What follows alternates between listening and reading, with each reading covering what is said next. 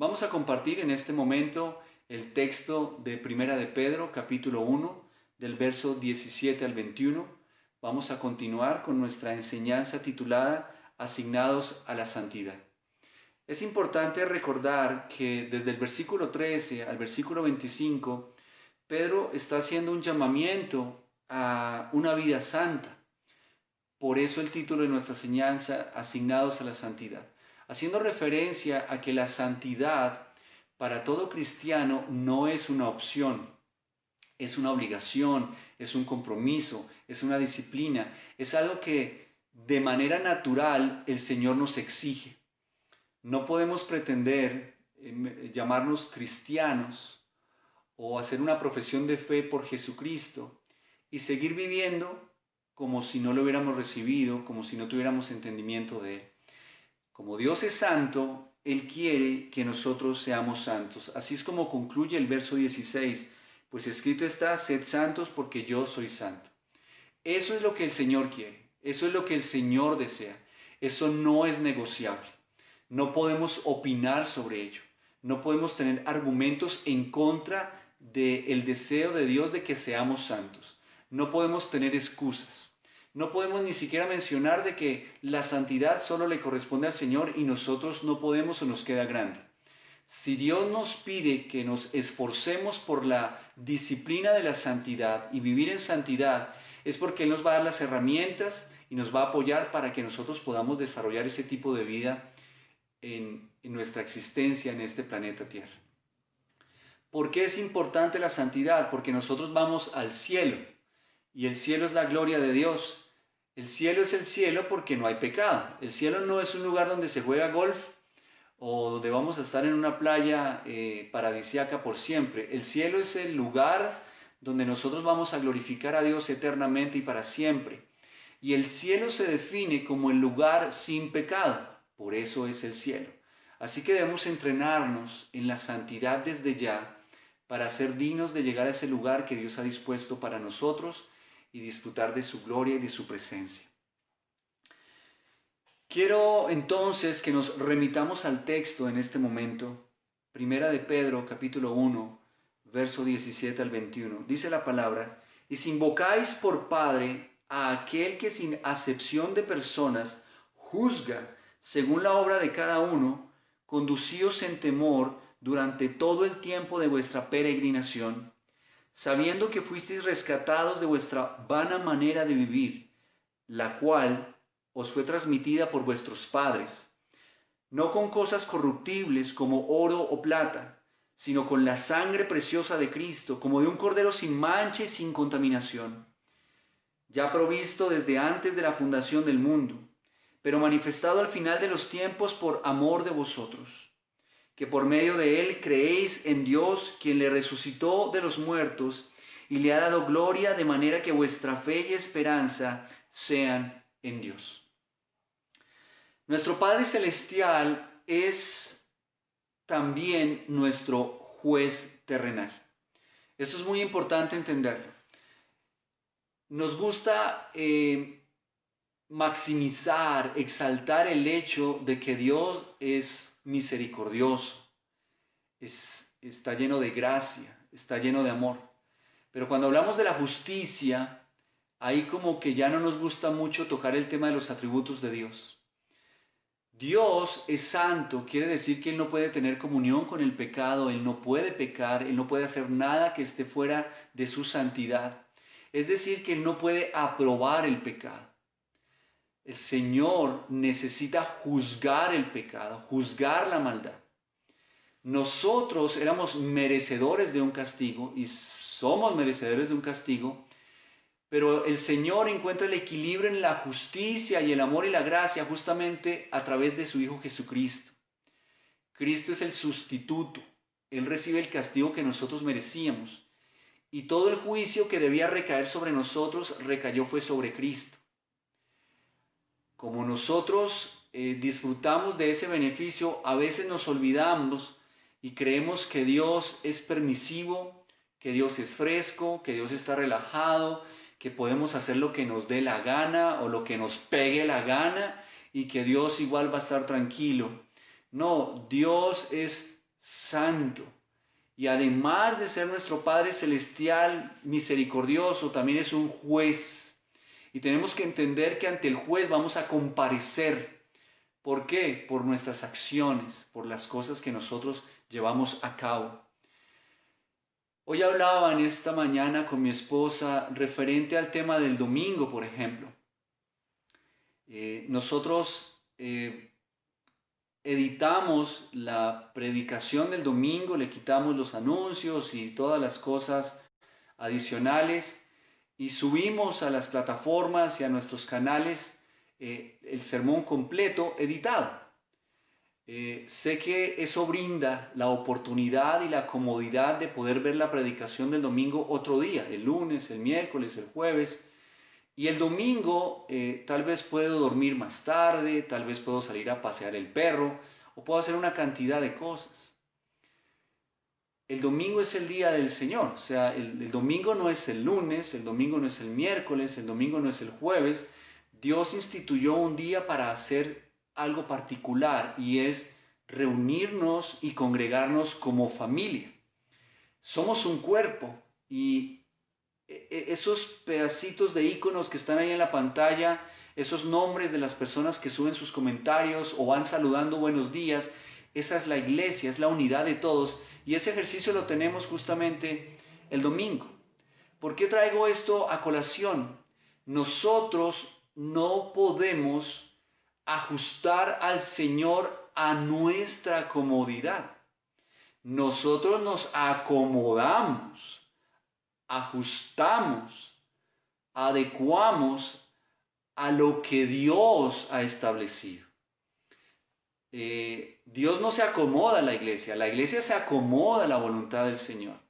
Así que debemos tener entendimiento de que cuando Dios es juez, Él va a juzgar absolutamente todas las cosas que nosotros hacemos. No podemos simplemente presentarnos delante del Señor usando el ejemplo que acabo de referir. Señor, yo no iba a la iglesia los domingos porque tenía que lavar la ropa. ¿Te sirve o no te sirve, Señor? Creo que esa no es la manera en que debemos relacionarnos con el Señor. Nuestra relación con Dios como hijos implica que nosotros debemos comparecer delante de Él. Y por ser hijos, no implica que nos vamos a escapar del juicio del Señor. Debemos recordar que Dios es tanto nuestro Señor misericordioso como nuestro juez santo. Es decir, Él no va a juzgar de manera impropia o inadecuada o injusta. Él juzga como Dios bueno y santo que es. Vamos a ver un primer punto en el verso 17 que he titulado Dios juzga imparcialmente. Verso 17, Dios juzga imparcialmente. En el texto dice, y si invocáis por Padre a aquel que sin acepción de personas juzga según la obra de cada uno. Esa expresión si invocáis es una confrontación que el Señor nos está haciendo por medio de Pedro respecto al ejercicio que nosotros desarrollamos de manera natural como hijos de Dios de acercarnos delante de Él en oración.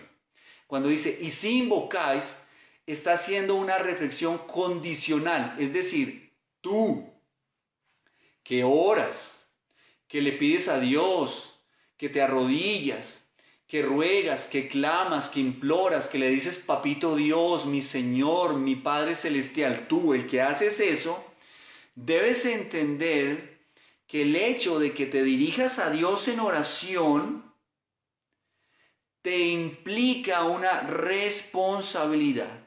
El texto nos lleva a reflexionar en el hecho de que si nos dirigimos al Señor, debemos tener entendimiento de cómo debemos comportarnos. Por eso lo expresa de manera condicional, ¿sí? Si tú oras a Dios como tu Padre, Él tiene el derecho a juzgarte. Nosotros tenemos el privilegio de orar al Señor, pero a nosotros nos gusta orar a Dios, pero que no nos juzgue. Yo te pido, tú me atiendes. Yo oro y tú me respondes. Yo clamo y tú me sirves, pero no te metas con mi vida.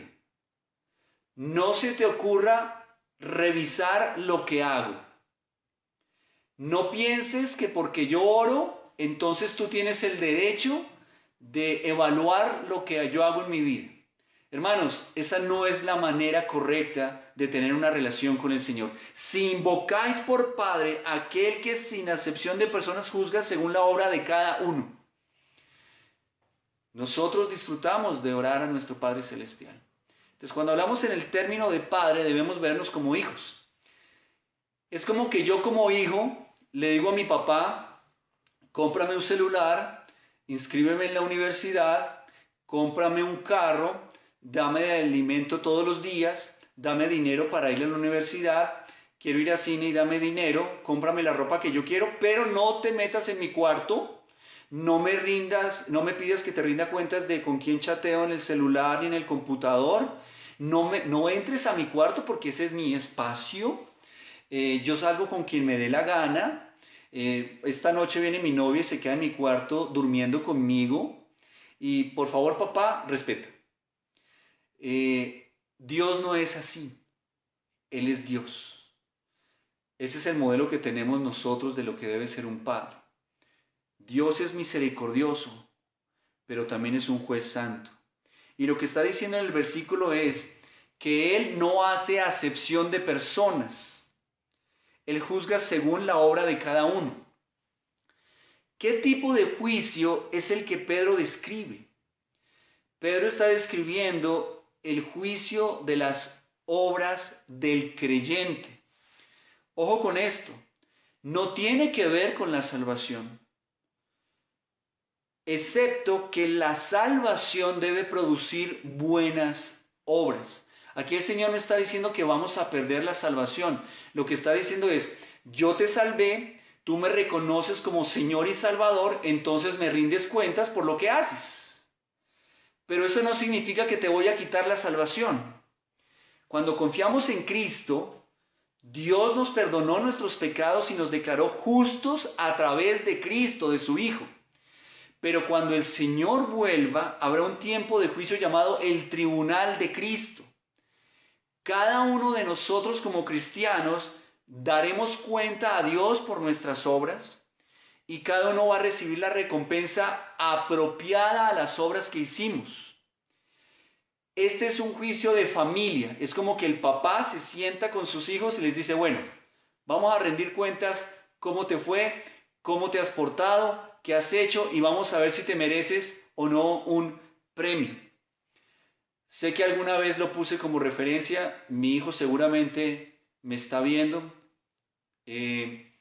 Tommy alguna vez, hace algunos años, tuvo un año difícil académicamente, él luchó bastante por sacar adelante su año y bueno, todos estábamos muy afanados y tenía una materia ahí más embolatada que mejor dicho y tenía que sacar 4.3, algo así en el examen final para poder pasar la materia y bueno, todos orando, vigilia, ayuno, oración, el hombre clavado y bueno, para la gloria del Señor sacó la nota exacta y bueno, todos muy contentos y Tommy me dice, él era más pequeño y me dice, papi, yo creo que merezco un premio. Y yo le dije, ¿un premio por qué? Me dice, pues porque logré pasar el año. Yo le dije, no, ese es tu deber. Premio te daría si hubieses pasado el año con un promedio mayor o hubieras destacado ese año. Esto no es para vergüenza, es para que lo ilustremos, hermanos. Nosotros tenemos que entender que la Biblia nos dice que el que hace lo que debe hacer es un siervo inútil. En esos términos habla el Señor.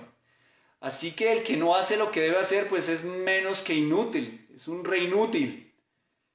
O ni siquiera aplica para inútil. Dios quiere que entendamos que nuestra salvación nos debe elevar, catapultar, potencializar en nuestra persona. Es decir, debemos ser mejores, pero no porque yo tenga poder o tenga empoderamiento como lo hace hoy la cultura del pensamiento, sino porque ahora soy santo, soy hijo de Dios y debo ser una mejor persona y debo hacer las cosas de una mejor manera. Cuando estemos en el tribunal de Cristo, cada uno recibirá una recompensa. Este es un juicio de familia donde el padre trata con sus hijos amados. Esa palabra griega, juzgar, lleva el significado de juzgar para hallar algo bueno. Es decir, todo creyente que depositó su fe en Jesucristo, cuando estemos en el tribunal de Cristo, vamos a ser juzgados no para hallar lo malo. Se sobreentiende que somos malísimos, o sea, no hay nada bueno, pareciera.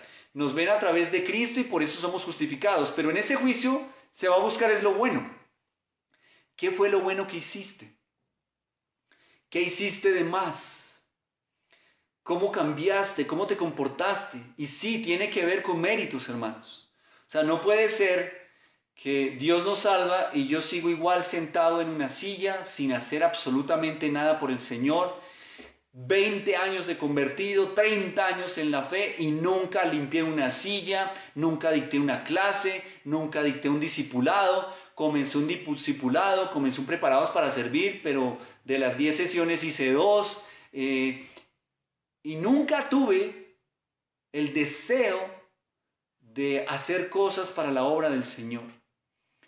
Es importante que entendamos que las acciones revelan si verdaderamente nosotros somos santos y salvos. La Biblia lo dice, por los frutos les conoceréis. Primera de Corintios 4:5 dice, Primera de Corintios 4:5, así que no juzguéis nada antes de tiempo, hasta que venga el Señor, el cual aclarará también lo oculto de las tinieblas y manifestará las intenciones de los corazones. Y entonces cada uno recibirá su alabanza de Dios. Ojo con esto, no voy a predicar el versículo, pero lo parafraseo rápidamente. No debemos juzgar nada antes de tiempo. A nosotros no nos corresponde juzgar. El Señor va a venir y Él es el que va a juzgar. Él es el que va a sacar a la luz lo oculto, pero ojo, no para nosotros, sino para Él mismo. Dios no va a poner a cada persona en un estrado público para avergonzarlo ante los demás. Dios no es como nosotros lo somos. A nosotros nos encanta saber los detalles de los demás para juzgar. Pero no, la santidad va a ser un ejercicio individual. Así que solito me presento delante del Señor. Y ahí Dios va a revelar las intenciones de nuestro corazón. Es decir, es posible que yo sea bueno y sirva en la iglesia y todo por motivaciones que no tienen que ver con Dios, sino que tienen que ver conmigo. Yo no me porto bien para que la gente me diga que soy bueno. Yo me porto bien porque eso glorifica al Señor. Yo no sirvo en la iglesia para ser el pastor y para tener títulos, sino porque eso glorifica al Señor. Yo no me aparto de la vida pecaminosa para agradar a las personas, sino porque eso es lo que debo hacer para glorificar al Señor. Yo me arrepiento de mis pecados, no para que la gente, mi esposa, mis hijos, mi familia se sientan bien conmigo, sino porque es lo que debo hacer delante del Señor. Todo es un ejercicio personal con Dios. Dice, y entonces cada uno recibirá su alabanza. El juicio del tribunal de Cristo es para juzgar, es juzgar para hallar algo bueno. Dios va a decir, ok, hiciste esto por mí, me serviste, predicaste, evangelizaste, lo hiciste con motivaciones adecuadas y yo te voy a dar una recompensa. Hermanos, yo sé que a todos nos gusta que nos alaben y nos digan cosas buenas, pero quiero que pienses en lo siguiente. Dios, el Rey omnipotente, el eterno y soberano te diga, buen siervo fiel, entra a mi presencia. Te felicito, Giovanni. Me hiciste sonreír. Hiciste algo como instrumento en tus manos para mi gloria. Que de la boca de Dios salga eso.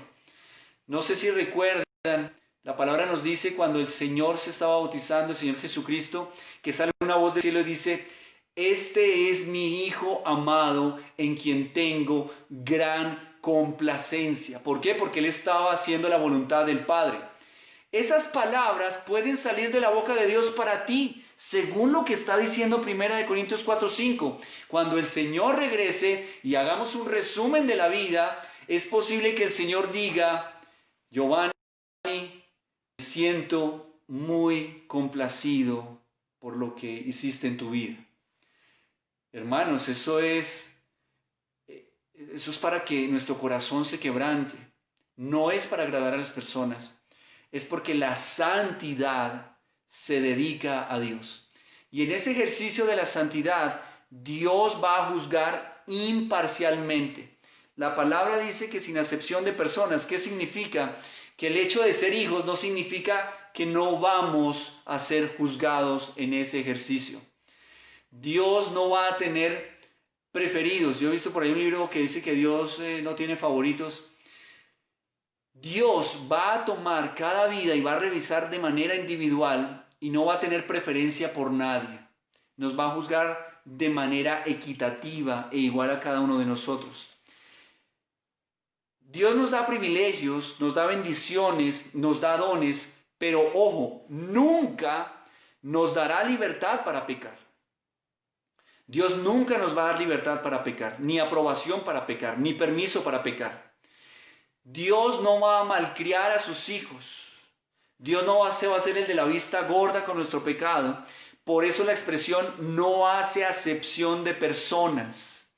En Deuteronomio 10:17 dice, porque Jehová vuestro Dios es Dios de dioses y Señor de señores, Dios grande, poderoso y temible, que no hace acepción de personas ni toma cohecho. Romanos 2:11, porque no hay acepción de personas para con Dios. Todos rendiremos cuentas delante de Dios. Dios no nos va a comparar con otras personas, solamente con Cristo. Y Él sabe que no vamos a dar la talla de Cristo porque es su Hijo perfecto y santo. Es importante que entendamos que de ninguna manera podemos creer o pensar que años de obediencia puedan comparar una hora de desobediencia. Por eso la palabra dice, el que crea estar firme, mire que no caiga.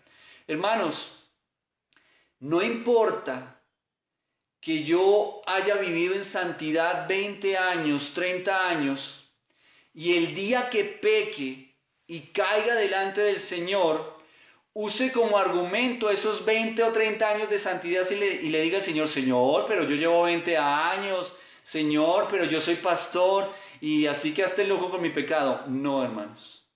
Nosotros no podemos tratar al Señor así. Una vida de santidad no nos compra horas para vivir en desobediencia.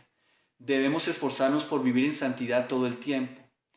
Por eso es que tiene tanto valor el verdadero arrepentimiento. Y Dios lo ve. Nosotros debemos ayudar a las personas que se han arrepentido a mantenerse en santidad, no a juzgarlas y caerles encima como si nosotros fuéramos los que vamos a pararnos un día para que ellos nos rindan cuentas a nosotros. Rendiremos cuentas al Señor. Yo me preocupo por mi santidad personal y de esa manera inspiro a otros a la santidad para con el Señor. Dios no hace acepción de personas. Dios no te va a coger a ti como, ay, venga mi consentido y este un poquito menos. No, Dios evalúa a sus hijos de acuerdo a su sabiduría y perfecta justicia. Si desobedecemos hay consecuencias. Por eso dice el texto, conducíos en temor durante todo el tiempo de vuestra peregrinación. Cuando un hijo desobedece, tiene consecuencias. Pero cuando un hijo obedece y sirve con amor, el Padre toma nota y prepara una recompensa apropiada. Cuando nosotros servimos al Señor con amor, el Señor toma nota y nos va a recompensar. Miren la diferencia. Dios no toma nuestros pecados, dice que los olvida, pero sí toma nota de lo bueno que hacemos. Es un Dios maravilloso el que nosotros tenemos. La pregunta para nosotros es, ¿estoy haciendo algo bueno para el Señor? ¿Estoy viviendo en santidad? ¿Ese cuaderno de cosas buenas está lleno? ¿Ya lo rayó el Señor? ¿O todavía está esperando así con el lápiz, haciéndole así, como que qué escribo? ¿O por el contrario, ya hay una buena lista de cosas?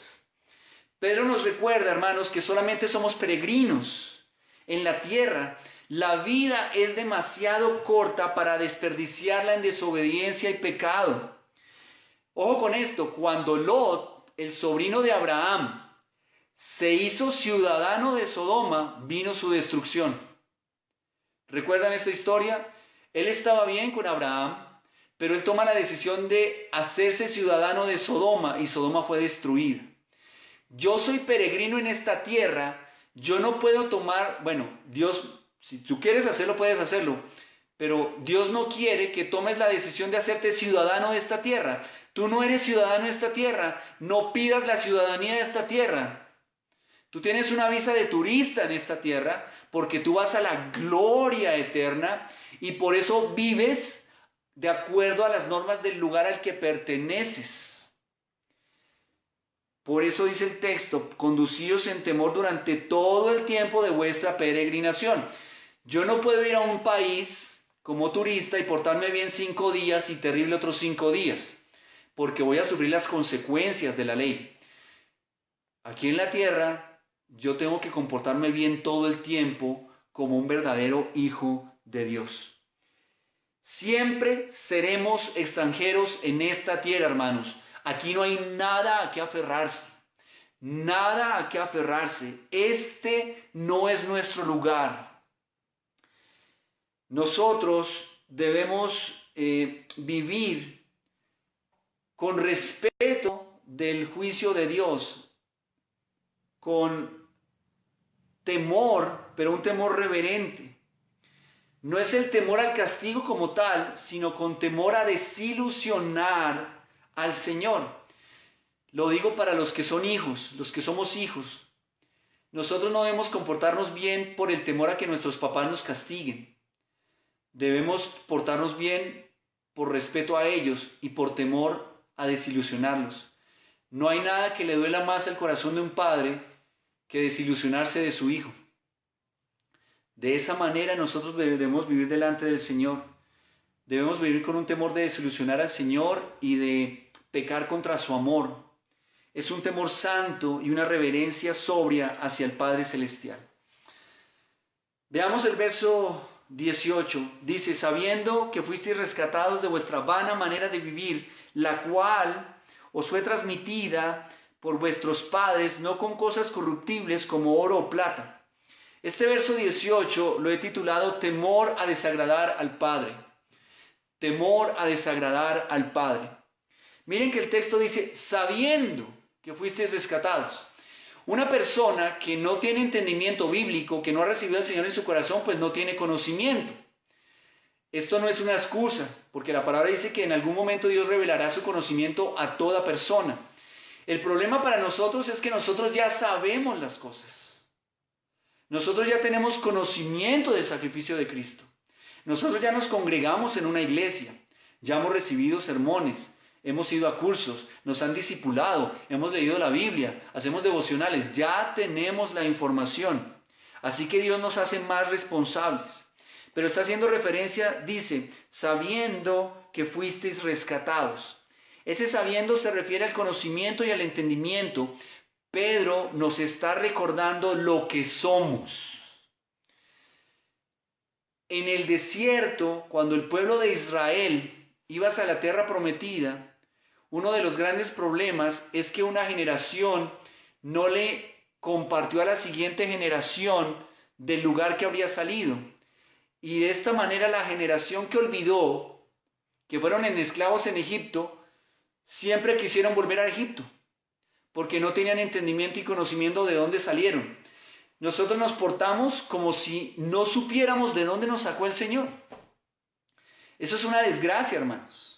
Algo que nos ayuda a la santidad es recordar de dónde nos sacó Dios.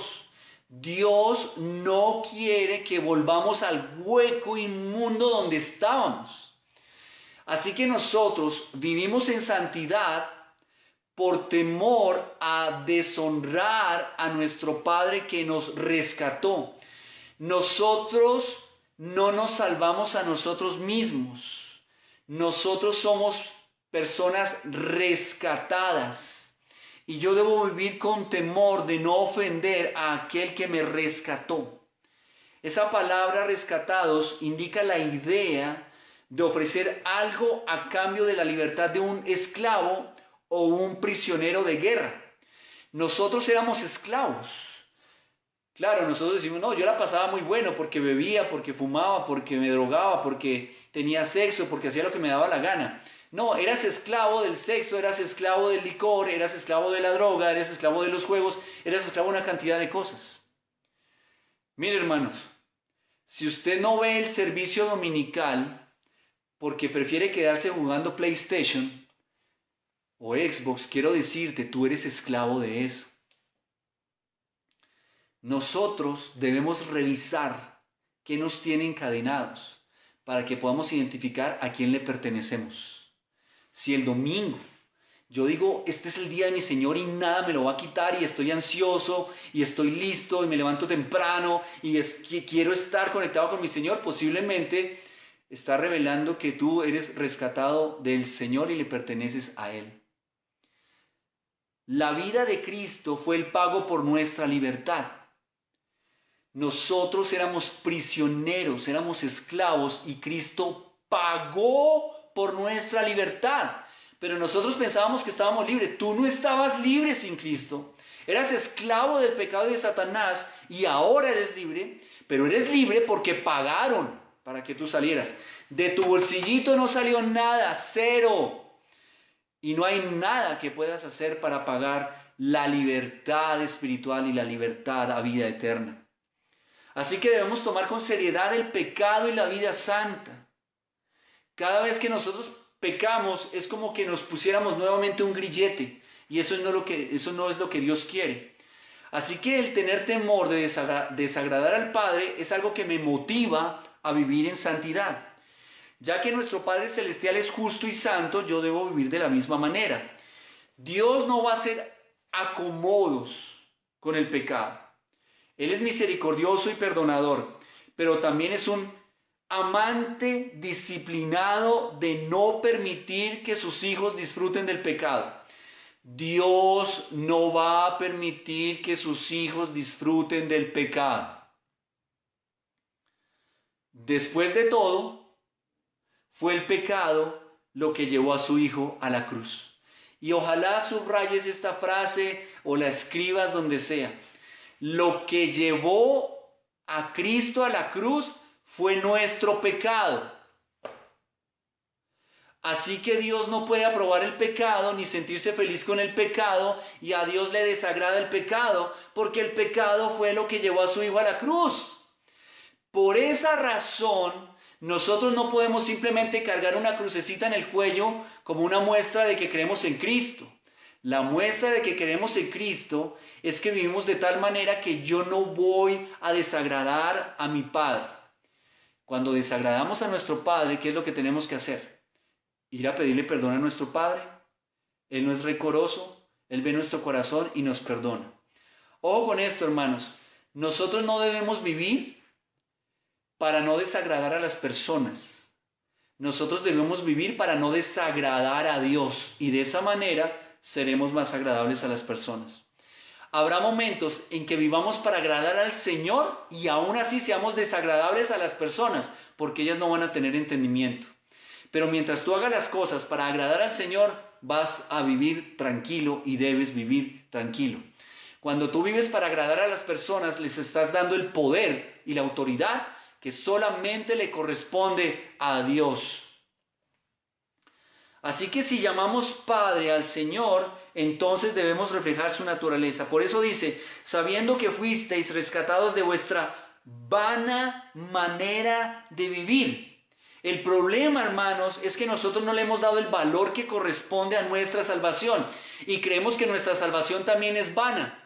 O sea, como que nos dieron un tiquete ahí de 2x1, como un descuento del 10% para entrar al trono celestial. Y la salvación es algo que cuando me pidan el tiquete, yo como que ¿dónde lo dejé? Lo tengo por aquí arrugado entre una media, en un pantalón viejo que haya guardado. Cuando yo quiero entrar a un lugar, cuando a mí me invitan a un concierto de un gran artista, cuando es una cosa muy importante y me dan el tiquete gratis, yo cojo eso y lo guardo y lo tengo ahí protegido y lo tengo en una caja fuerte o bien dobladito para que el día que me llamen al concierto yo tenga mi tiquete así todo perfecto, y si puedo inclusive lo meto después del concierto en un plástico y lo tengo como una cosa para mostrarla así. y vanagloriarme. Yo estuve en ese concierto y ahí está la muestra de la boleta, pero como esta es la salvación es una invitación a cualquier grill de mala muerte y yo puedo ir a entrar allá cuando me dé la gana porque es gratis. No, vana nuestra manera de vivir, la salvación no. Y Dios está poniendo orden. Tienes que entender que tu manera de vivir antes de que fueras rescatado no tenía valor. Lo que tiene valor es que yo te rescaté. Esa es la manera correcta de ver las cosas. En el tiempo en el que Pedro escribe esto, había más o menos unos 50 millones de esclavos en toda Roma. Un esclavo difícilmente podía llegar a obtener su libertad por sí mismo. Él tenía que ahorrar durante mucho tiempo. La otra manera es que otra persona lo comprara y le otorgara la libertad. Así que el ser libre era un anhelo muy precioso en esos días. El asunto es que para nosotros hoy en día no tiene valor. Queremos seguir siendo esclavos del pecado y nos gusta eso. El problema es que si nosotros seguimos no dándole valor a la salvación, vamos a seguir disfrutando de ser esclavos y de pertenecerle al mundo y a Satanás. Nosotros creemos que la salvación es algo que merecemos y que es algo natural, y que el pago por ello fue algo mínimo. Cuando el texto dice vana manera de vivir, habla de vidas sin valor, de vidas vacías. Hermanos, yo tengo hijos, pero lo más importante no son los hijos. Tengo esposa, pero lo más importante no es mi esposa. Tengo un empleo, pero lo más importante no es mi empleo. Tengo un rol, lo más importante no es ese rol. Tengo un carro, eso no es lo más importante. Lo más importante, lo de más valor, es que fuimos rescatados. Cuando yo vivo una vida no santa, estoy mostrando desagrado a aquel que me rescató, porque le estoy dando un valor más importante a aquello por lo cual Él me rescató. La vida cristiana se vive de una manera diferente a la que el mundo vive. Cuando el texto dice, la cual os fue transmitida por vuestros padres no con cosas corruptibles como oro o plata, está haciendo referencia que la salvación, el ser rescatados, no fue pagado con dinero, con recursos materiales. Por eso nosotros no debemos hacer penitencia o creer que trayendo una ofrenda mayor me voy a ganar la salvación, o que dándome látigo entonces el Señor se va a agradar más de mí.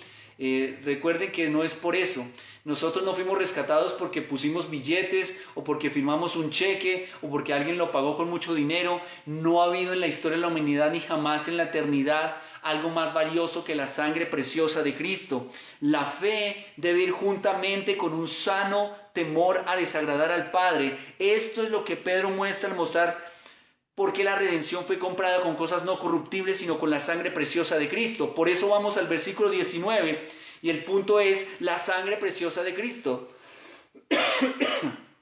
Hermanos, dice el verso 19, si no, en lugar de plata, de oro, fuiste rescatado con la sangre preciosa de Cristo. Y quiero que usted lo repita, sangre preciosa, preciosa, hermosa, única, maravillosa. No fue la sangre miserable de un Giovanni Mora.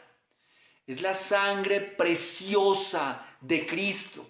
Nosotros fuimos rescatados porque Cristo fue a la cruz y derramó su sangre, la sangre preciosa de Cristo.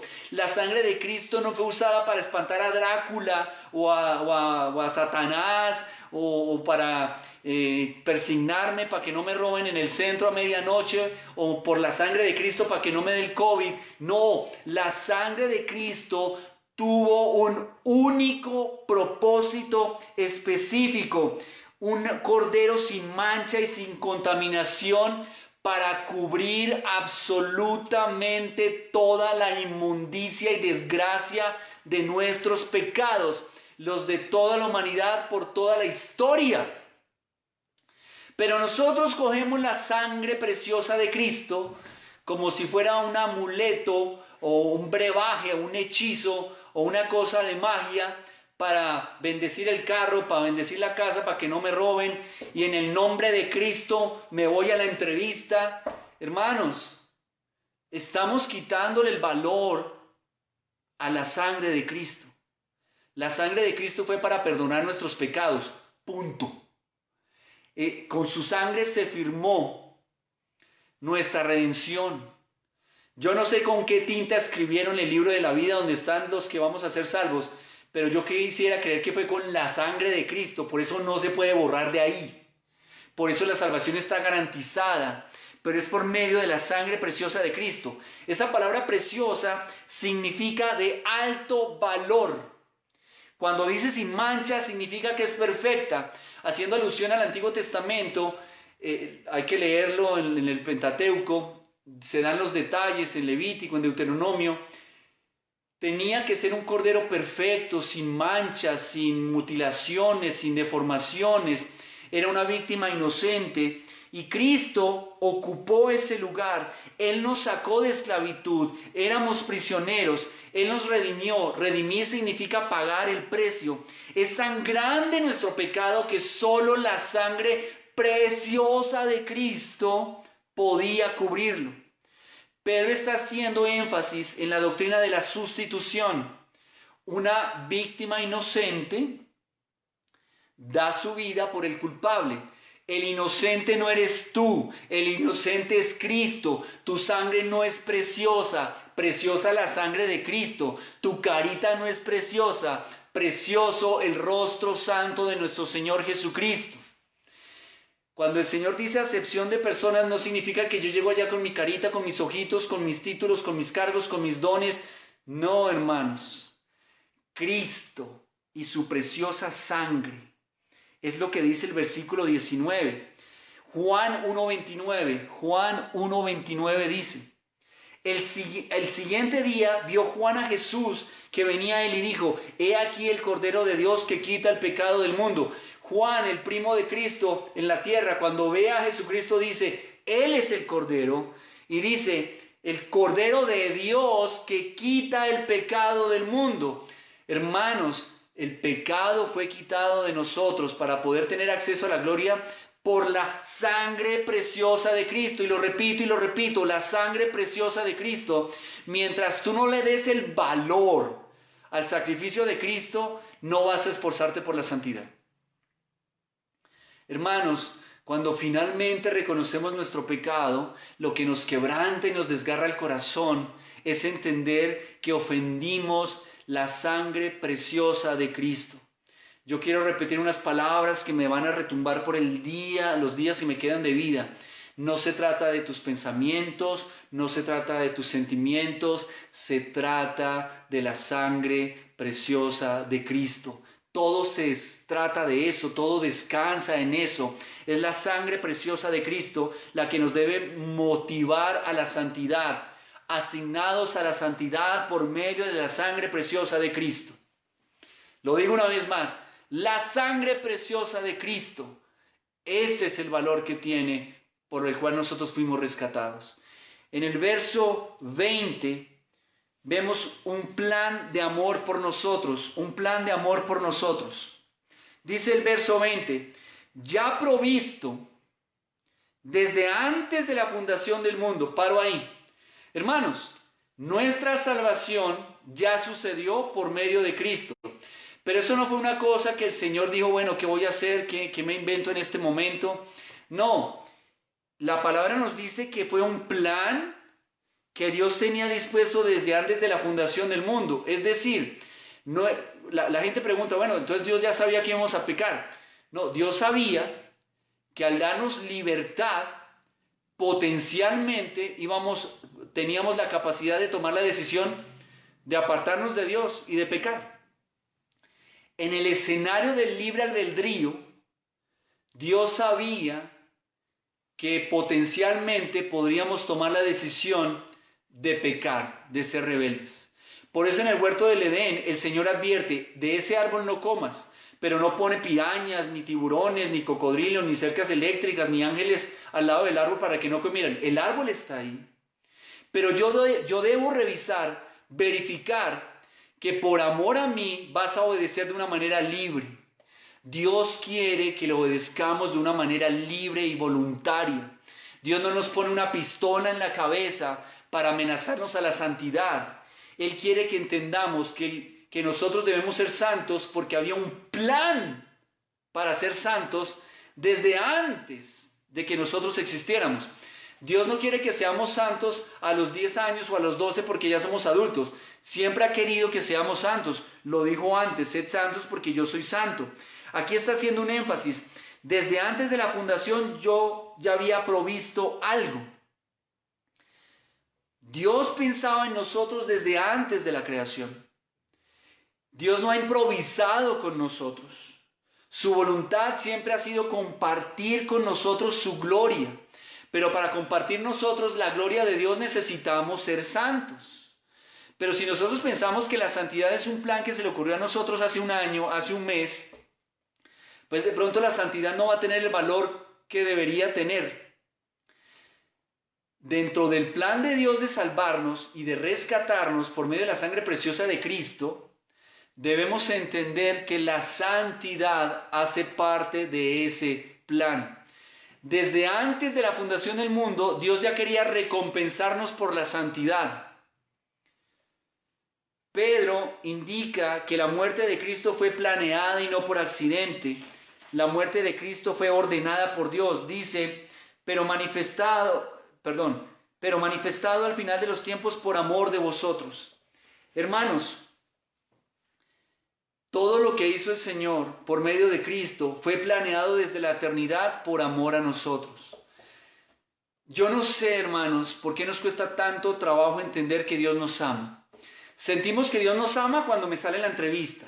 Sentimos que Dios nos ama cuando me traen el mercado. Sentimos que Dios me ama cuando me sana. Sentimos que Dios me ama cuando consigo pareja. Sentimos que Dios me ama cuando me va bien el trabajo. Pero cuando me enfermo, Dios no me ama. Cuando pierdo el empleo, Dios no me ama. Cuando me bajan el salario, Dios no me ama. Cuando me termina el novio, Dios no me ama. Hermanos, el amor de Dios no está condicionado a esas cosas. El amor de Dios está determinado por el plan de salvación para nosotros. El plan de Dios para reflejar su amor a nosotros es que perdonó nuestros pecados por medio de la sangre preciosa de Cristo. ¿Qué más tiene que hacer Dios para que le creamos que nos ama? O sea, nos dio la sangre preciosa de gran valor de su Hijo por nosotros. Dios no tiene que estar sacando regalos todos los días para que nosotros entendamos que Él nos ama. El plan de Dios no es de hace un mes, es desde la eternidad, desde antes de crearnos. Así que Dios quiere que seamos santos porque ese era su plan. Ojo, el texto dice, por amor de vosotros. Dios nos ama, queridos hermanos. Por eso quiere que seamos santos. Yo quiero que mi hijo sea santo porque lo amo, porque no quiero que se metan problemas, porque no quiero que sufra los dolores y las preocupaciones que yo tuve que pasar, porque no quiero que pase los días dolorosos que yo pasé. Por eso quiero que mi hijo sea santo. Ese es mi plan desde antes de que él fuera concebido y por eso soy tan cansón con él. Dios tiene un plan por amor a nosotros y es que seamos santos. Se ha manifestado en los posteros tiempos. Eso se refiere a los tiempos finales. La vida, la muerte y resurrección de Cristo inauguraron la última era del plan de redención. Lo que Dios solo conocía desde antes de los tiempos ha sido revelado por medio de la palabra. Nosotros estamos viviendo, hermanos, los posteros días. Cada día que pasa estamos más cerca del Señor y el plan de Dios es rescatarnos, pero si tú no quieres ser parte de eso, pues hay otro plan y es el infierno. Finalmente, el versículo 21 nos habla de nuestra fe y esperanza que son de Dios. Nuestra fe y esperanza son de Dios. Dice el verso 21, que por medio de Él, ¿por medio de quién? De Cristo, creéis en Dios. Yo no puedo tener acceso a Dios si no es por medio de Cristo. No hay ninguna manera de tener acceso a Dios sino por medio de Cristo. No es por medio de santos, ni de oraciones, ni de velas, ni de sacrificios, ni de holocaustos, ni de penitencia, ni por medio de Francisco, ni por medio de Teresa, ni de Mahatma, ni por medio del pastor. Solamente por medio de Cristo podemos tener acceso al Padre y creer en Dios. Dios exalta la lealtad de su Hijo y por eso le glorifica. La lealtad al Señor se enfatiza en el hecho de que todo fue hecho por medio de Cristo. Cristo es quien da testimonio del Padre. Dios indicó su total satisfacción con la obra redentora de su Hijo, resucitándolo de entre los muertos. Si Cristo no resucita, no podríamos haber sido rescatados. Si el sacrificio de Cristo en la cruz no hubiera agradado al Padre, no lo habría resucitado. Dios indicó su total satisfacción con la obra redentora de su Hijo, resucitándolo de entre los muertos y honrándole en el puesto de mayor gloria en el cielo. ¿Cuál es el resultado de todo esto? Dice, de manera que vuestra fe y esperanza sean en Dios.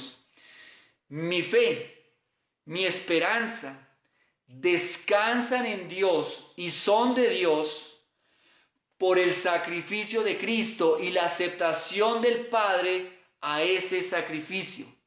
Es en Dios quien descansa toda nuestra esperanza y toda nuestra fe. Hermanos, al Cristo hacerse hombre, morir, resucitar y Dios aceptar ese sacrificio, por eso es que nosotros tenemos una esperanza y una fe certera.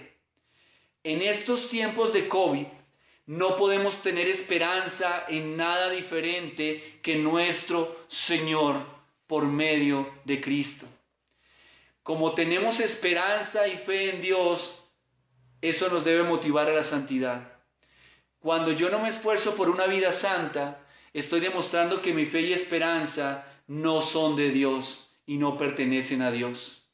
Así que no solamente sirve decir, creo en Dios y tengo esperanza en Dios.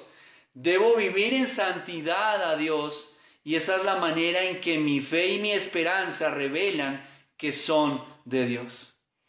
Querida iglesia, queridos hermanos, recordemos que hemos sido asignados para la santidad. Recordemos, hermanos, que Dios juzga imparcialmente y recibiremos recompensas por haber hecho lo bueno. Debemos vivir en santidad por temor a desagradar a nuestro Padre. Vivimos en santidad porque fue necesaria la sangre preciosa de Cristo para ser rescatados.